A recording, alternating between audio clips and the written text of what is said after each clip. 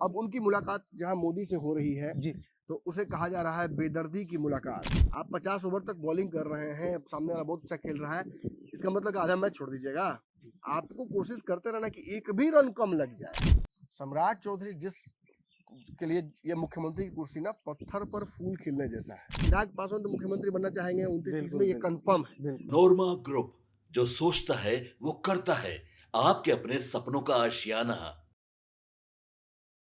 नमस्कार, मैं रितेश, आप देख रहे हैं भारत लाइव। स्वागत करते हैं आपका इस खास सेगमेंट जांच पड़ताल में। हमारे साथ डॉक्टर साहब हैं और हम इनसे आज काफ़ी कुछ जानना चाहेंगे।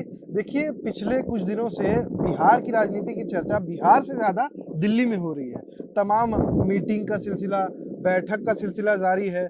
लगातार मीटिंग पे मीटिंग हुई जा रही है। पहले विजय सिन्हा प्रधानमंत्री जी से मिलते हैं, तमाम बातें करते हैं। मतलब अंदर खाने की बात है वो तो हमें अभी तक नहीं पता चली है, लेकिन सेम डे यानी कल ही सम्राट चौधरी, लेकिन कयास चिराग हमने लगा पासवान दिए थे, कयास लगा दिए थे। हमने अंदाजा लगा दिया था क्या वो करने गए होंगे। और सेम डे यानी कल ही चिराग पासवान जी का भी चिराग पासवान जी भी उनके साथ सम्राट चौधरी मुख्यमंत्री और उनके साथ रविशंकर प्रसाद जी की भी एक मीटिंग होती है।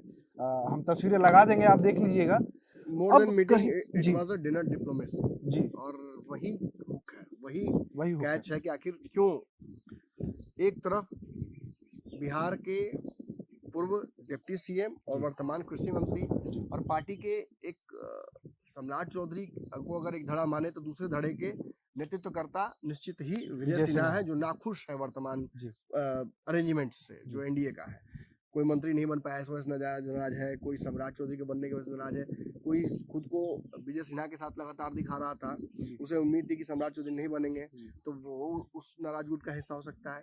और उनका रिप्रेजेंटेशन कहीं ना कहीं चाहते ना चाहते हुए विजय सिन्हा कर रहे हैं। कर रहे अब उनकी मुलाकात जहां मोदी से हो रही है हैं। जी, तो उसे कहा जा रहा है बेदर्दी की मुलाकात। मतलब एक तरफ मोदी तो इस समय बेदर्दी मोड में है ही है, भले ही वो कहीं मेलोडी खा रहे हो, लेकिन कहीं देश की जनता को ये भी कहते नजर आ रहे हैं कि सोना मत खरीदो, घूमने मत जाओ। डीजल अरे पेट्रोल गर्मियों की हाँ। छुट्टी हो रही, कैसे बाहर नहीं जाए। इतने दिन से लोग इंतजार कर रहे थे कि मौका मिले, जी, अब आपने रोक दिया।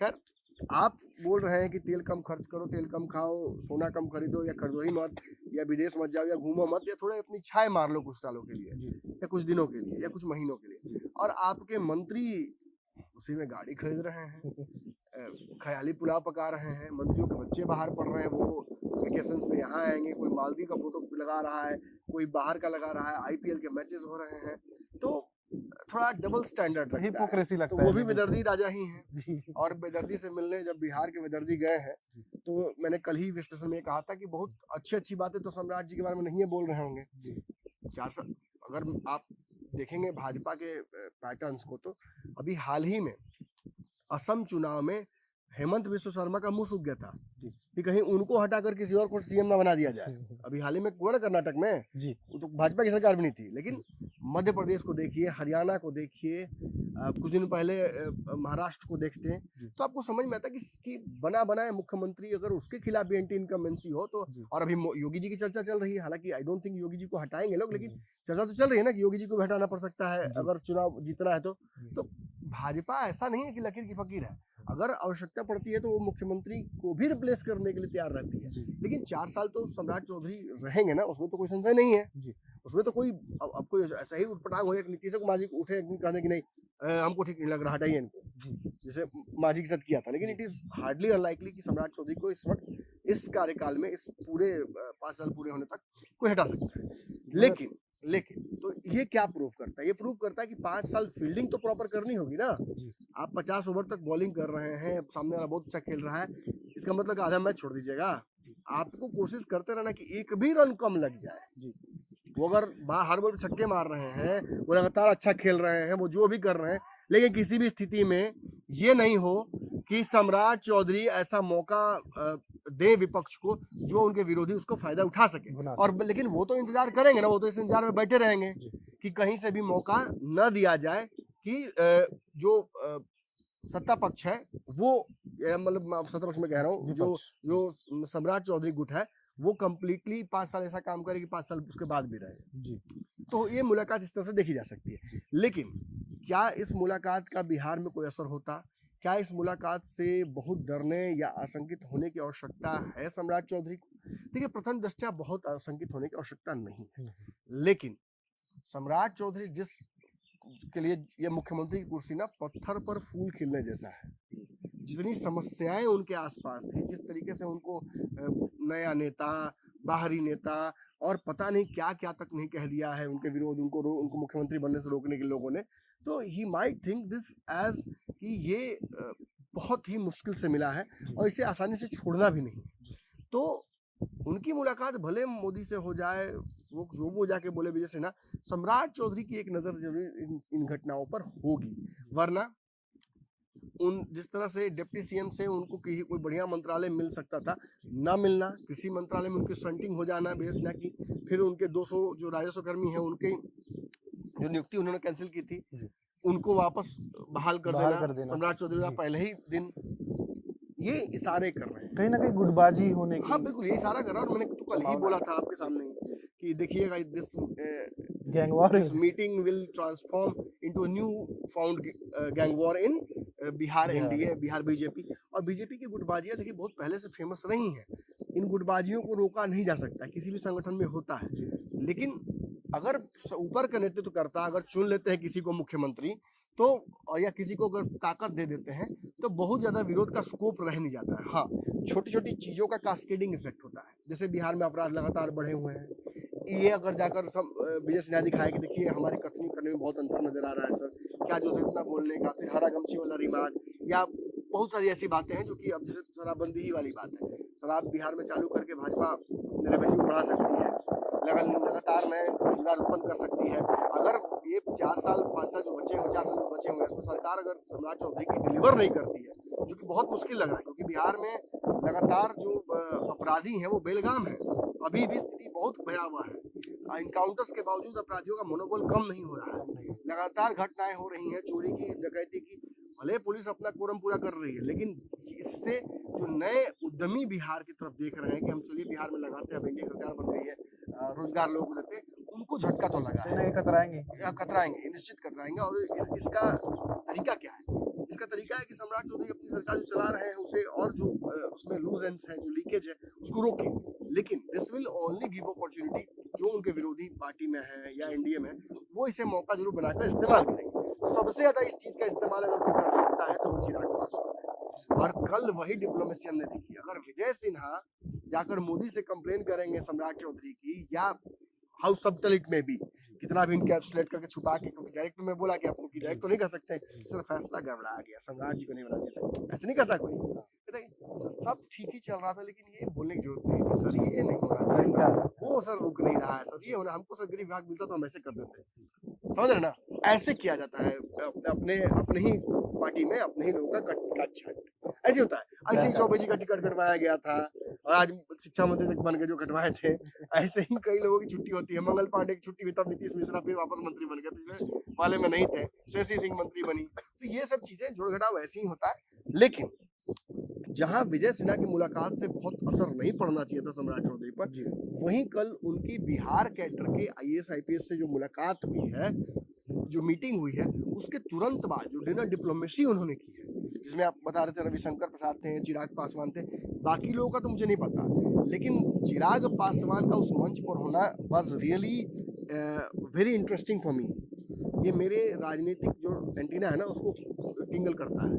क्यों?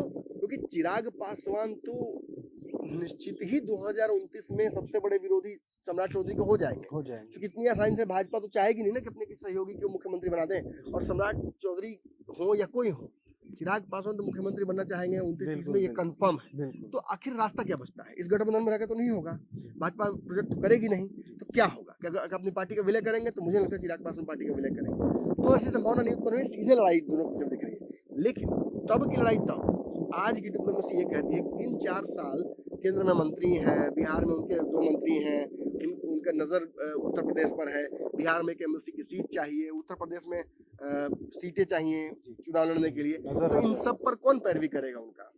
अब जेपी नड्डा तो है नहीं, अब तो नितिन नवीन है। नितिन नवीन से चिराग पासवान को एक नया अंडरस्टैंडिंग बनाना पड़ेगा, और इस कड़ी में कौन काम आ सकता है? सम्राट चौधरी। सम्राट चौधरी। तो ये इसीलिए 4 साल जितना हो का सके पुला के शॉर्ट रखा टर्म है। दोस्ती कहा जा सकता है। जी। और चिराग पासवान का इस्तेमाल कैसे करेंगे सम्राट चौधरी? जो विजय सिन्हा वाला गुट है, या जो गुट अब इस वर्तमान सरकार में बहुत खुश नहीं है एनडीए में रहते हुए भी, वो अगर कहीं से शुरू करता है विद्रोह या कूप, या अंदर अंदर कोई स्लीपर सेल एक्टिवेट होता है, जी। तो वो चिराग पासवान को भी अपने पाले में करने की कोशिश करता। तो चिराग को अपने पाले में करके या दिखाकर कम से कम तस्वीरें, सम्राट चौधरी ये इशारा करना चाहते हैं कि चिराग भाई तो हमारे साथ, हम लोग युवा हैं, हम लोग एक साथ हैं, एक साथ। हम लोग मम्मी पापा जानता है, हाँ। कोई दिक्कत नहीं है, हम लोग सब एक साथ हैं, हम लोग की कोई मतलब एक पॉजिटिव कोई फ्रेमिंग विरोध की नहीं जा है। रही है। जब जी। होगा तब देखा जाएगा। आज जी। हमारी कोई लड़ाई नहीं, हम सब चाहते हैं कि बिहार का विकास करे। मैंने कहा ही, जैसे जैसे बीटो काम करता है चिराग पासवान के लिए, G3 काम कर रहा है सम्राट चौधरी उनके टीम के लिए, वैसे ही मिलजुल कर ये एहसास कराया जा रहा है कि हम काम बिहार के लिए कर रहे हैं। और All is मेरा सबसे अच्छा है एनडीए के सभी दलों के सभी नेताओं से, मांझी जी से उस दिन मिले थे, आज देखिएगा आज भी क्योंकि सम्राट चौधरी गए थे तो उन्होंने कल ही कहा था कि 5-6 लोगों से, बड़ी बड़ी लोगों से मुलाकात उनको भी करनी है। राष्ट्रपति से मिलेंगे, उपराष्ट्रपति से मिलेंगे, राष्ट्रपति को बिहार आने का न्योता देके गए हैं, देने जाएंगे वो आज। कृषि मंत्री केंद्रीय मिलेंगे शिवराज चौहान से, और भी 2-3 बड़े नेताओं से मुलाकात करनी है।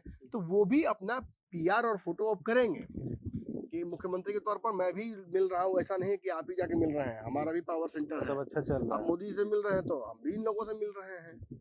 तो ये ना सांकेतिक तौर पर ही भले, लेकिन ये लड़ाई, ये जो विवाद, जिसको मैंने कल कहा था कि अब ये सतह पर आना शुरू हो जाएगा धीरे धीरे, और जो कोल्ड वार है कोल्ड वार ही रहेगा, लेकिन इसे हम कई बार एक्सट्रीम कोल्ड वार या एक्सट्रीम क्या होता है कि एवलांच के तौर पर देख सकते हैं। जी जी। सरकार की तरफ हाँ, उस तरह से देख सकते हैं। और उसी कड़ी में ये जो कल की डिनर डिप्लोमेसी हुई है, जी।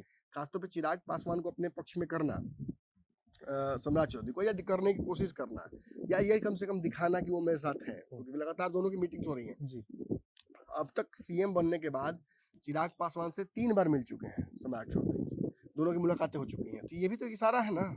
और विजय सिन्हा उनके साथ अभी तक कोई मंच वैसा साझा नहीं हुआ भी, तो कोई इधर देख रहा है, कोई उधर देख रहा है, वैसा दोनों के बीच में केमिस्ट्री नहीं दिख रहा। नहीं दिख आई रहा। थिंक ना कि ये, हालांकि दोनों जातियों के बीच में सीधी लड़ाई नहीं है, लेकिन पावर को लेकर 2 सेंटर्स एनडीए में आपस में ही, और बीजेपी के ही, एक कुशवाहा पावर सेंटर और एक भूमिहार पावर सेंटर, इन दोनों का सीधा सीधा क्लैश होता नजर आ रहा है। और ये आगे भी कई बार देखने को मिलेगा। मैं तो अपना कमेंट्री जारी रखूंगा, लेकिन आपको भी अपनी नजर इन खबरों पर रखनी होगी। जी। You have to follow the bread crumbs जो पॉलिटिकल नेता छोड़ रहे हैं डिनर डिप्लोमेसी या मीटिंग्स के माध्यम से। जी, ये आंतरिक कलह जो है वो आगे जाकर बिहार की राजनीति पे कितना असर पड़ेगा, क्या लगता है? मतलब डायरेक्ट हाँ। सरकार पर तो कोई असर पड़ने नहीं जा रहा है, लेकिन राजनीति में असर पड़ेगा आगे चल के। विपक्ष भी धीरे धीरे, बहुत स्लो है विपक्ष, उसका साबुन थोड़ा स्लो है, तो धीरे धीरे विपक्ष समझेगी कि अच्छा ये चल रहा है, ये हो रहा है। कोई सलाहकार भी वैसे नहीं है जी, बिहार में इतने लोग कल तक तेजस्वी के सलाहकार थे, आज बैठ के अपना राज्यसभा में कोई कहीं अपना मसाला चाप रहा है, हमें मसाला चाप खींच रहा है, राज के बर्थडे पे तो फलना नहीं टंगरी का बात खा रहा लोग। तो उनको इंटरेस्ट नहीं है। तेजस्वी यादव को ये एहसास कराना होगा ना कि सर ठीक है, स्विट्जरलैंड में छुट्टी मनाइए, पुरी में जाके बर्थडे मनाइए, दिल्ली में बर्थडे मनाइए, कपड़ा कहीं और का खरीदा के पहनिए, लेकिन वोटवा तो बिहार से लेना है ना, वोट तो स्विट्जरलैंड से नहीं ना आएगा आपको। तो बिहार में फोकस रखिए। बिहार में इतना बड़ा मुद्दा जब सामने से आपको थाली में परोस कर सत्ता पक्ष दे रहा है, तो उठाइए महाराज, राजनीति कीजिए। कहिया कीजिएगा जी, कहीं ना कहीं विपक्ष भुना नहीं पा रहा नहीं है। बुना पा रहा, नहीं बुना पा रहा, वरना ये तो सीधे सीधे कुशवाहा वर्सेस भूमिहार हो गया है जी। और मुख्यमंत्री के खिलाफ ही, मतलब समझ लीजिए एक तरह से मोर्चा खोले हुए हैं। जी। तो दोनों जातियां जो कम से कम सत्ता पक्ष में इस वक्त हैं, दोनों जो हो रहा है फटाफटी, तो इसका मजा दूर से लेने से राजनीति नहीं कहते हैं, दूर से मजा हम लोग लेते हैं पत्रकार। आप अंदर हैं, you are the part of the system, तो आपको तो मजा लेने से काम नहीं, आपको लड़ना होगा, उस अपॉर्चुनिटी का फायदा उठाना होगा। 2 लोग आपस में लड़ रहे हैं, दोनों को टांग के फेंक दीजिए बाहर, आप यहाँ जीत गए। ये ना होता है बिल्कुल, रेसलमेनिया में होता है ना, यही होता है। लगातार सब लड़ रहे हैं, तो जो ज्यादा मजबूत होता है, दोनों आपस में लड़ रहे हैं, तो दोनों उठा के फेंक दिया, हो गया, जीत गए। यही है। चलिए ठीक है, हमने तमाम बातें की हमारे संपादक जी से। आपको कैसा लगा कमेंट सेक्शन में जरूर बताइएगा। आप देख रहे थे भारत लाइव। आपके सपनों को हमने सजाया है, ई होम्स पैनोरामा को हमने बनाया है। ई होम्स मेरा एक सपना था जिस पे मैं पिछले 4 साल से काम कर रहा था। हमने जो बनाया है वो सबने है माना। ई होम्स पैनोरामा में हो आपका भी आशियाना। और फाइनली हमने 2021 में इस प्रोजेक्ट को लॉन्च किया। बहुत लोग अप्रिशिएट कर रहे हैं कि पूर्णिया जैसे शहर में, बिहार के, एक तो बिहार की बात करें उसमें भी पूर्णिया जैसे छोटे जगह में इस तरह का लाइफस्टाइल देना, ये सुन के हम लोगों को बहुत अच्छा लगता है।